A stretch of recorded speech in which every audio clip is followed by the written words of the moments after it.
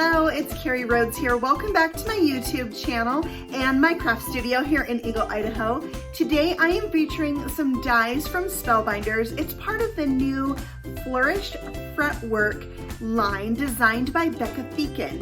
Now this line is very detailed. It's fretwork, I don't know if you know, is etched metal or wood that's used a lot in home decor and architectural elements. So they've translated that into some dies, and they might not be the typical thing that you would see on my YouTube channel. I love bright colors, I love cutesy things, but I wanted to take these dies and use them in a way that I loved. So I have done some cards in my style using these fretwork style dies. So let's jump in and check it out. The first die set I'm using is the Ornamental Valance die set. It has 4 dies. The largest one is a frame, and when die cut it measures 4 1/8 by 5 3/8. The next is the cover plate that can be die cut on its own from a rectangle piece of cardstock, or you can use that frame around it. There's also a label and a flourish, and all of these can be layered together to die cut a multitude of different things. For my cards today, I'm focusing on rainbow. I have die cut 1/4 of an inch strips from several different colors of cardstock that I had in my stash and am gluing them down to a A2 sized card front panel of cardstock.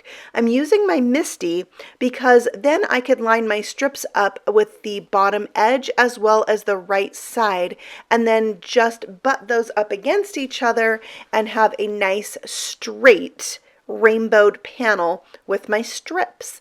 And I just love the 2 different tones of each color. I think that's so much fun for a rainbow and a really cool thing you can do with these smaller strips. Now when I remove that, I realize I have quite a bit hanging off, and I might as well bring in this 1-inch strip and stick it to this leftover side hanging pieces. And at this point, I realize I'm going to be able to create 3 different cards with all that I've done right here. So I'm sticking that down, and then I'll bring in a paper trimmer, and I find that a guillotine style trimmer is best for this rather than a blade that you would slide down. So I have my full panel and I have my strip, and I'm going to be using this die cut piece, the cover plate, and it is A2 size. And then I'm going to tape that down onto my rainbowed background just to kind of hold it in place so I can figure out where I want this label to die cut. So when I tape this down, I'm only putting the tape onto the die. Then I can remove that background panel and run this through my die cut machine, and it'll cut that label out right where I want it. And now I have this label piece to create my second card. And the third card will be with that strip. So I'm going to set that aside, and then we'll get to work on adhering this frame. I'm going to use some spray adhesive on the back of this, and then I can stick it down and everything will be covered with glue. I love that. And then once that's dry, I'm going to adhere that to my panel, and you'll see it covers up the entire card, and that card is 5 1/2 by 8 1/2 and scored at 4 1/4. And then I put that on my card and traced where that opening would be. Then I can bring in my Happy Sentiments stamp set and stamp Happy Birthday right inside those pencil lines. And I'm going to use my VersaFine Onyx black ink, so I have a really crisp dark black image there. And when that's done, I can go ahead and erase those pencil lines so they don't show up, and I will have those right where I need them for my card. Now I'm going to use some foam tape to pop up my rainbow panel around that. And once that's adhered, all I need to do is add some fun embellishments. So I have my rainbow drops from Fun Stamper's Journey. I adore this pack. Look how many's in there. It's over 700. I have used up 2 of those squares, but that's because I used them for a class that I taught. So I used 1 in every color, and I feel like this reminds me of an old-fashioned candy shop. I love it. Okay, card number 2, we're going to die cut the cover plate and the frame at the same time. So when this goes on my card, I will have a little border around the edge that will show up on my card base. So here is my frame now, and I'm going to glue that down, and you'll see it is white on white, but I do have an edge showing around that cover plate. I am stamping on that label, "You Are Lovely." I'm using the same stamp set throughout this video on all 6 of the cards, but over this rainbow I felt like I really needed to emboss it, so I used some clear powder.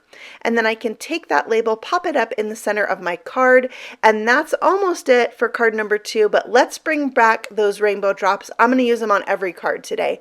Just gluing them down with some liquid adhesive and using my jewel picker to place them down for ease. And that's card number 2. Love that label. All right, card number 3, we're going to take the cover plate, flip it upside down, and use the embossing mat and embossing plate to impress that into our paper. So once we run that through, it did not cut it, but you can see it pressed it in there. Now this was a really deep impression, and later I ran it through my die cut machine with just a piece of cardstock on the top and the bottom to kind of flatten it out a little bit. And then I stamped my saying onto my rainbow strip and embossed that with clear powder, and it says, "Have an awesome day." And next I'm going to show you how I flattened that out in my die machine and then glue it down to my card base with a little border all the way around. And I just love the white layers layered on top of each other. So I added that label right in the center, and then I'll bring in that die cut flourish piece and glue that down as well. And this creates a really fun backdrop for my card that's not too busy because it's all white on white, but I still have that fun interest and dimension. And then I'll adhere down my sentiment strip right down the middle, and then we'll finish this one off with more rainbow drops. Oh, I did use my T-square ruler to make sure I had that on straight. Very helpful. So here I am adding those rainbow drops to finish off card number 3. So cool. And here is all 3 of the cards that I made with this die set.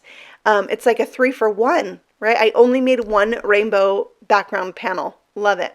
All right, now on to the second set of 3 cards. I'm going to be using the Rosa Diamante etched dies, also from the Flourished Fretwork line. And I here have shown you all of the dies and how they cut out. So the largest one actually cuts through an A2 size card front. So you could puzzle piece that together, use either one individually. Here's the smaller of those frames. You can have one be for a shaker card, which I love. And then we have our cover plate that die cuts the roses around that diamond. You can also use the frames to die cut around this shape. Then we have another diamond shape that has some fretwork in it. It does not die cut around, so you'd have to lay it on top of the other piece. So then we have the small diamond for the center of that. And here I'm going to show you how you can make a frame by die cutting both of those large frames together. Then you can die cut your cover plate on that piece as well.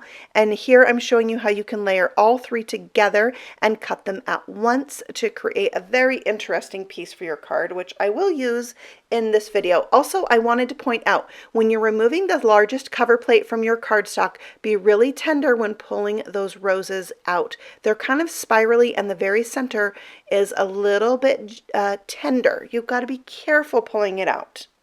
Isn't that cool? All right, so let's get on with card number 4. I'm going to put this piece into my MISTI so that I can go ahead and make a rainbow panel. I'm using 1/2-inch strips this time. I don't need as many to cover it, so I'm only using those bold, bright colors, 1 of each of the colors, and gluing them down with the help of my MISTI so I can stack them up very easily. There will be a lot of overhang on this piece, but I'll just cut that off with my scissors using that die cut as my guide. And using a pair of long-handled scissors I found to be very helpful for this. Then you don't have to do the short snips. You can do one nice long cut and it makes for a cleaner edge. So there's my shape, and look how beautiful this cover plate looks with that rainbow behind it. I love it. Those roses are really pretty. All right, for our card panel, we're going to take the largest die and we're going to emboss the shape into the paper. So again, putting that plate side down on my platform and then bringing in my embossing mat and my embossing plate. And then you can see I have that shape pressed into the paper and it's a nice frame on there for the background. I'm stamping and embossing my sentiment with clear ink, white powder on black paper, and it says happy graduation. There's going to be a lot of kids who need a little something extra who are supposed to be graduating this year but may not have the traditional type ceremony for a while.